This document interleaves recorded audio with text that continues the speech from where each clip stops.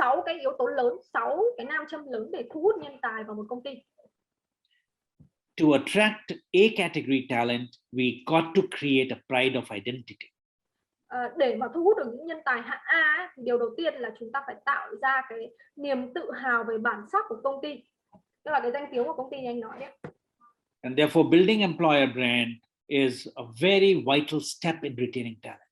Vậy nên là cái việc xây dựng thương hiệu tuyển dụng nó làm cái bước đi rất là quan trọng để mà thu hút được nhân tài. You have marketing people for creating brand for customers. Similarly, you require an HR marketing person to build employer brand. Mình có những người làm marketing để xây dựng thương hiệu thu hút khách hàng, thì tương tự như vậy mình cũng phải, trong đội ngũ nhân sự của mình cũng phải có những người làm marketing nội bộ để có thể thu hút được nhân viên đến với công ty của mình. And as marketing people will tell you, you don't build brand without having a good product. Và nếu mà không có sản phẩm tốt thì mình không xây dựng được thương hiệu, đúng không ạ? Những người làm marketing là họ nói như vậy. So your product should be good. Vậy thì sản phẩm của mình phải tốt đã, có nghĩa là công ty của mình phải tốt đã. So this is not the first thing you should do. This is the last thing you should do. Đấy là cái điều cuối cùng mà mình phải làm. For large companies like Vin Group, Masan Group, and TNT or SHB Bank, and all other companies, Nestle, there is a pride of identity. People want to join. There is an aspiration to join.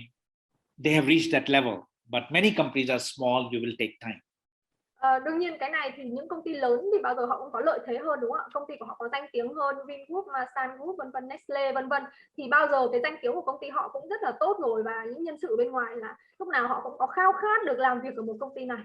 Nhưng mà đối với những công ty, những doanh nghiệp vừa và nhỏ thì đương nhiên sẽ mất thời gian hơn để xây dựng thương hiệu. But one of the factors that I would request you to really work on is this number 2, which is called career. Thì đấy là một yếu tố thôi ạ, nhưng mà một yếu tố thứ hai nữa mà tôi muốn các anh chị có thể tập trung làm, đấy là chính là xây dựng cái lộ trình sự nghiệp cho phát triển cho nhân viên của mình. You see, always remember, when people do a job, just like a job, just like a work, then can you guess what is the most important thing? Bây giờ các anh chị cứ hình dung xem, nếu mà người ta đi làm chỉ là đi làm việc thôi, chỉ là đi làm công việc bình thường thôi, làm việc qua ngày thôi, thì có điều gì quan trọng với họ? When people do just the job, they come in the morning, do the job, go back. Or during COVID time, they get up in the morning, do the job, and sleep. What is the most important thing for them? Hay là họ đến sáng 9 giờ sáng họ đến công ty, họ đi làm 8 tiếng, xong 5 giờ chiều về, họ chỉ đi làm và hoàn thành công việc thôi. Còn bây giờ Covid thì thậm chí là sáng dậy xong rồi làm một tí xong rồi đi ngủ này. Thế thì khi mà họ đi làm như vậy thì cái điều gì là quan trọng với họ? You would have got it right. The most important thing is salary. Thì lúc đấy họ chỉ đi làm việc lương thôi, đúng không ạ? Compensation and salary are the most important part for people who are just doing a job.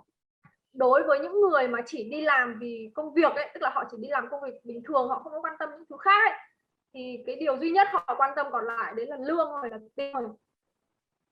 So what do smart HR directors do is to shift focus on just job to things like career. Vậy thì những cái người làm nhân sự giỏi ấy, họ phải khiến cho nhân viên của mình dịch chuyển cái tư duy từ việc là đi làm là chỉ vì cái công việc đấy sang cái câu chuyện là tư duy tôi đi làm để tôi xây dựng sự nghiệp của tôi.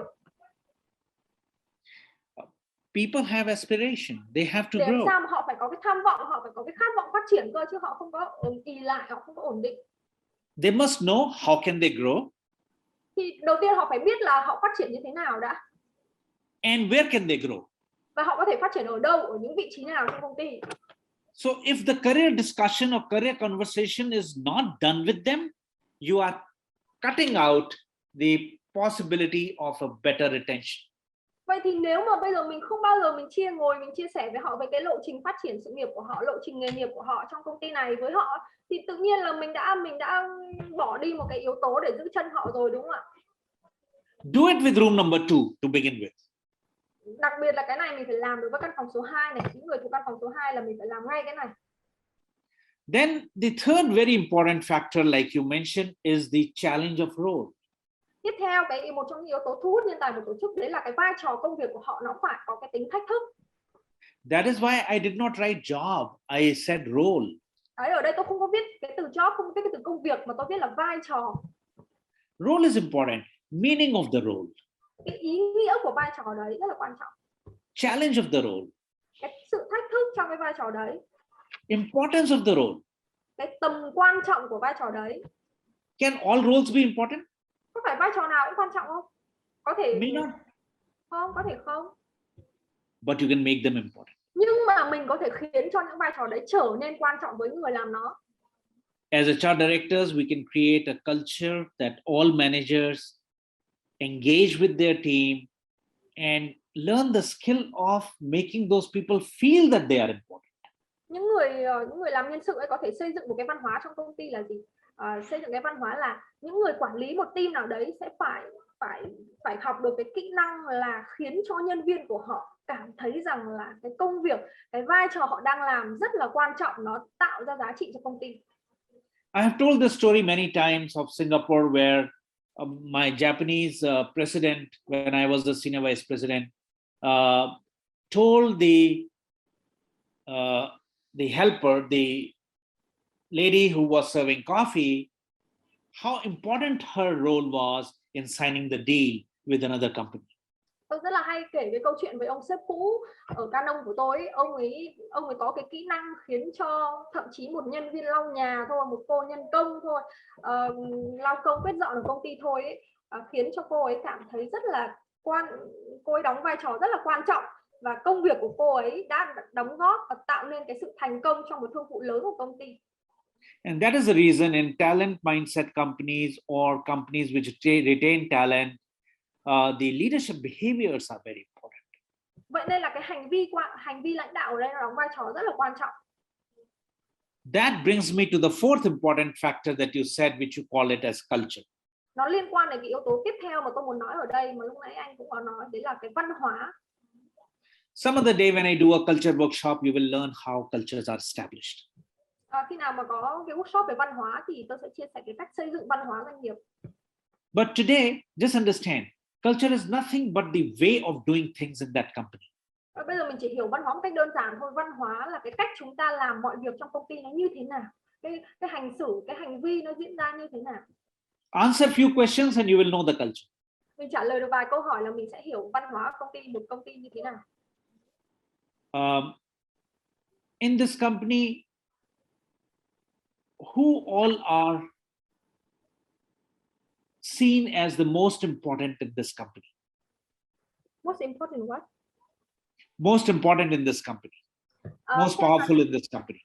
Xem là trong công ty này những ai là những người mà gọi là được coi là quan trọng nhất ở trong công ty. How are decisions taken? Rồi là các quyết định trong công ty này được đưa ra như thế nào? How problems are solved?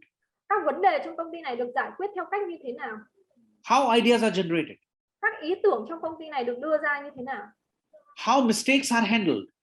Các cái lỗi sai trong công ty này được xử lý như thế nào? How safe it is for people? Rồi là công ty này có an toàn cho nhân sự hay không? What is the level of respect given to people even if the people are not doing well? Bây giờ một nhân sự làm việc không tốt thì cái sự tôn trọng mà họ nhận được nó ở mức độ như thế nào? Remember, don't mix up accountability and respect. Ở đây mình không có nhầm lẫn giữa cái việc là giao trách nhiệm và cái việc tôn trọng họ, đó là hai câu chuyện khác nha. I can hold you accountable, serious accountability, but with respect. Tôi sẽ khiến anh phải chịu trách nhiệm rất là nghiêm túc cho công việc của anh, nhưng mà vẫn theo cách là tôi rất tôn trọng anh, chứ không phải là tôi chỉ trích anh. Some of these answers will give you an idea about how the culture of the company. Đấy, thì khi mà mình trả lời được, mình vào một công ty mình sẽ trả lời các câu hỏi đấy thì mình sẽ hiểu được là văn hóa của công ty đấy nó như thế nào. Usually you will notice when we come to the fourth point of why people leave, you will notice one of the big reasons why people leave is the culture. Một trong những lý do lớn tại sao nhân sự rời công ty là vì văn hóa. The fifth reason which you mentioned is about the benefits and the compensation. They all come under benefits. Cái yếu tố thứ 5 nó cũng thu hút nhân tài của tổ chức và các anh chị vừa nãy cũng nói, đấy chính là cái chế độ lương thưởng rồi thù lao, quyền lợi dành cho nhân sự, nó phải công bằng. And sometimes some reasons are what I call them as mystery, which are reasons like my friend left, or my wife left, or my parents got transferred. Could be any reasons. Và cái yếu tố thứ 6 thì nhiều khi là tôi gọi là yếu tố bí ẩn, tức là nó không nằm trong 5 cái yếu tố trên, kiểu chả sao cả, 5 yếu tố kia vẫn tốt nhưng mà người ta vẫn rời đi, bảo là bạn tôi nghỉ việc, hay là nhà tôi chuyển nhà thì tôi nghỉ việc, kiểu như vậy. Những cái lý do đấy mình không có nói nhiều ở đây. But mostly these are the 5 reasons. 5 cái yếu tố lớn, 5 cái lý do lớn có thể thu hút được nhân tài chính là 5 cái yếu tố đầu tiên mình nói. So to choose which one to focus on, it is important for us to build what is called the employee value proposition. Vậy thì trước khi mà chúng ta chọn ra một cái yếu tố để chúng ta tập trung xây dựng làm cho nó thật tốt ấy, thì chúng ta phải biết cái tình trạng hiện tại của công ty mình đang là như thế nào trên thang đo 5 yếu tố này. So we draw these 5 and we look at the company, and through your internal survey, you see how people feel on all these 5 things. Thế thì thông qua những cái bài khảo sát nội bộ của nhân viên công ty mình ấy, mình xem là với từng yếu tố này thì công ty mình đang đạt điểm nào, mức nào, cao, thấp hay là trung bình. For example, for one company, I found the profile like this. Ví dụ với một công ty mà tôi đã từng làm khảo sát ấy, thì cái hồ sơ về đề xuất giá trị nhân viên của họ như sau này. As HR director, if you are an HR director in this company, you know that the biggest factor keeping people is the pride of identity. Thì nếu mà mình là trưởng bộ phận nhân sự của công ty này ấy, thì mình nhìn vào đây mình sẽ biết ngay là một cái yếu tố quan trọng nhất giữ chân nhân sự ở lại công ty này là cái yếu tố về danh tiếng công ty. So one of the action that you will do is to keep highlighting about the status that you get if you work in this company.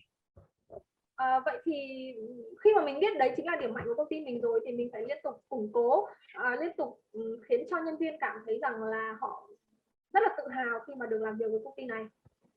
Secondly, since the benefits or compensation is low, you might like, and if you cannot increase it, then you may like to pick up another point, either career or role or culture, to increase your profile. Và trong các cái yếu tố còn lại, ví dụ như cái yếu tố về quyền lợi lương thưởng của mình nó đang hơi thấp so với các công ty khác chẳng hạn, thì mình có thể lựa chọn hoặc là tăng cái đấy lên hoặc là giữ cái đấy, nhưng mà mình sẽ phải tăng một trong 3 yếu tố còn lại lên. Ví dụ như là lộ trình sự nghiệp mình phải làm rất là rõ ràng, hoặc là vai trò công việc phải đủ thách thức, hoặc là phải xây dựng văn hóa tốt. So important thing is to look at your employee value proposition and see how is your profile. Đấy, vậy thì cái bước đầu tiên chúng ta cần làm là xác định xem hiện tại cái hồ sơ về đề xuất giá trị nhân viên của mình nó đang theo cái hình dạng nào. If you are in the last one at the bottom, then this is a serious issue. Nếu mà công ty của mình đang có cái hình hồ sơ như hình cuối cùng ấy, thì là đây là vấn đề nghiêm trọng đấy. Tức là chẳng có yếu tố nào cao cả. Now, depending on which profile you want, you also have to create your desirable profile. Thì đây là cái bước là xác định trạng thái hiện tại, đúng không ạ? Sau khi làm bước này xong thì chúng ta phải xác định vẽ ra cái hồ sơ mà mình mong muốn nữa. And create your talent strategy to work on that element. Và sau đó chúng ta sẽ xây dựng cái chiến lược nhân tài để có thể thay đổi cái hồ sơ về đề xuất giá trị nhân viên của mình như vậy. I can tell you what kept me for 17 years in Canon. Tôi có thể chia sẻ với các anh chị lý do tại sao mà tôi làm ở Canon hẳn 17 năm. Culture, number one. Thứ nhất là văn hóa. Pride, tiếp being theo a là big cái part niềm of hào về cái danh tiếng của công ty. And my role. Và tiếp nữa là cái vai trò công việc của tôi rất là thách thức.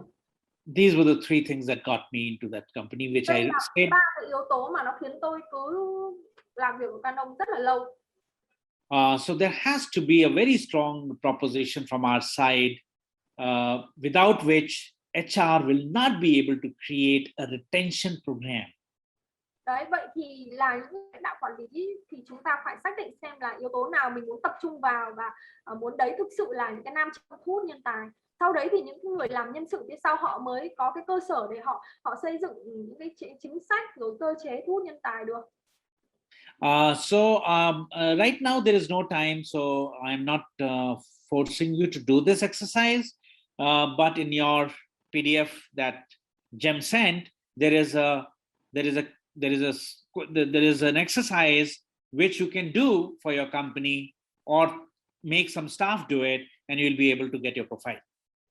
Ở đây mình có một cái bài tập để xác định cái hồ sơ đề xuất giá trị nhân viên cho từng công ty. Bây giờ mình không có thời gian thì chắc các anh chị không làm ở đây được, nhưng mà ban tổ chức có gửi cho anh chị cái file thì về nhà các anh chị có thể xem qua và chúng ta thử trả lời, thử xác định xem là cái hình dạng hồ sơ của công ty mình nó như thế nào. That is a good starting point. Đấy là một cái bước đầu tiên quan trọng.